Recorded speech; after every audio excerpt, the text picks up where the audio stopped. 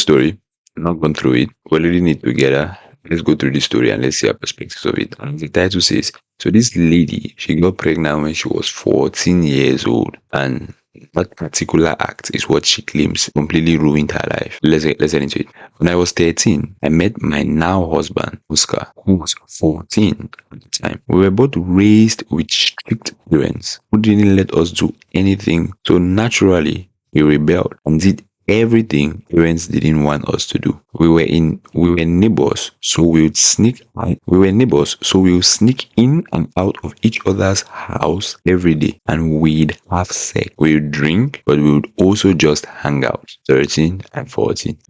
Alright. After almost exactly a year of being together, I got positive pregnancy test. So it means at this time he is 14 years old and he is 15 years old. Oscar was excited to be a father, but nervous. Was also extremely anxious. It took me until I was 6 months pregnant until I was ready to break the news to our parents. We told mine first, and they immediately told me to pack my bags and leave the house. We went to his, hoping to have a better reaction, but they also kicked us out. One of his aunts, however, was willing to take us in, but she only let us stay for a month. We went from place to place until my parents' friends, Kelly and Alex, heard about the situation and felt bad for us and stayed there. Kelly specifically was a rock. She was there when I gave birth, and whenever we needed to go to school, she happily took care of our boy Lucas. Eventually, we dropped out of school. Oscar and Kelly got jobs because it was pretty hard living off just Alex's income, but I stayed at home with Lucas. I was so happy. 3 years later, I got pregnant again with my other son. Unfortunately, during this pregnancy, Alex passed away. So to honor him, I named my son Alex. So just so we get it, Alex is their parents' friend. Alex and Kelly, these were the two people who took them in and raised them generally. So eventually now she's pregnant for the second son. But this is like 3 years after, and it seems like they are still living with this couple. And 3 years after, she should be 18 years now. So she's 18 years now old, and she's having her second baby, whom as well is her second son. And she names him after the man who passes, Alex. Flash forward to now, Lucas is 14. Alright, so this story and eventually means this thing took place like 14 years ago.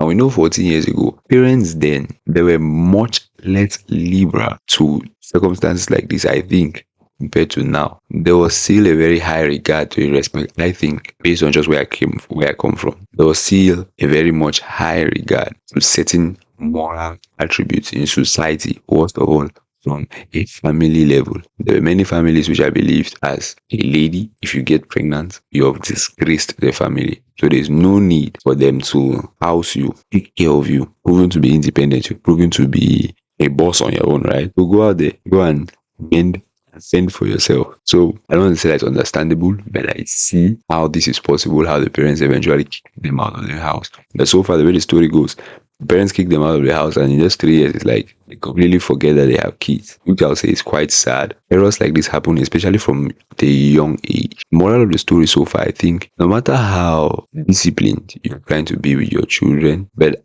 still as much as possible, give room to exploration. So give your words, give your disciplinary actions, whatever it may be. But you need to understand, you cannot just control. It's very difficult, and many times, as they mentioned, you might eventually raising up someone who eventually tends to be much more rebellious. There is this statement which is said in the Bible. It says, parents or fathers, don't exasperate your children or they just might rebel against you, which is a perspective of like, don't try to be don't use force as a form of discipline and the rest. Don't push them towards a point where eventually they'll be laying off the wall. And they can do at that point is just to rebel. So unfortunately, the way this story is painted, it's painted from that perspective. Like the discipline was just so much that they had to seek their freedom in any way they could. And it's just how they chose to do it. Sad. Let's keep going.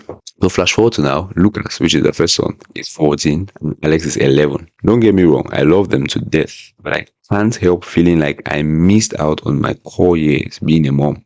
Obviously, you were a mom at the age of 15. I've never really had any friends since. The only people I talk to are my kids, Kelly and Oscar. I'm 28 and I've never been to a club, never had a girls' night out, I've never really been away from my kids except when they go to sleepovers or they go to Kelly's house. I've had people who are kind of friends, kind of not like my kids' friends' moms, but we hardly ever talk. Of course, this whole situation is my fault. I shouldn't have had unprotected sex with 14. Hell, I shouldn't have even been having sex at 14 at all. I don't know why I'm even writing this, but it feels good to get it off my chest. At the end of the day, stories like this, there's so many lessons within. So many lessons within that if we, as much as possible, if we pay attention to it, there's this statement. If I'm sitting at the back, A, and A takes a path, falls into a hole. If I walk that same path and fall into that hole, then I must be blind or I must be a fool. So if A falls into a hole, then I know the path A took is a path I should not take. So the story like this is much more sharing us with lessons towards that end. As much as possible, we get to forget how the actions which we take. Many times we already know the consequences to certain actions we take. They can be damning, be wild, sex, especially unprotected sex, especially sex out of marriage. Consequences to it, especially once a kid comes in, is a life-changing consequence to a short-term pleasurable action. All right, let's jump into what you guys have to say. The first person says, professional chair says, you were a child left to your own devices. It sounds like your family wasn't the active present support you deserved to have. I'm sorry you weren't more informed and protected when you were growing up. And it really sucks that you had to grow up so quickly, missing out on those informative years. He mentions one thing, well informed. Many parents today don't even have conversations with their children. They don't have conversations like this. They don't have conversations telling them about sex. They don't have conversations. I even know women or ladies who grew up and never ever had a conversation about, for example, menstruation with their parents, with their mothers. Their mothers never ever called them down, spoke to them and told them that, oh, this is how you ought to clean yourself. Oh, this happens and it's normal. Don't be afraid. Don't be scared. And so they had to eventually figure it out for themselves.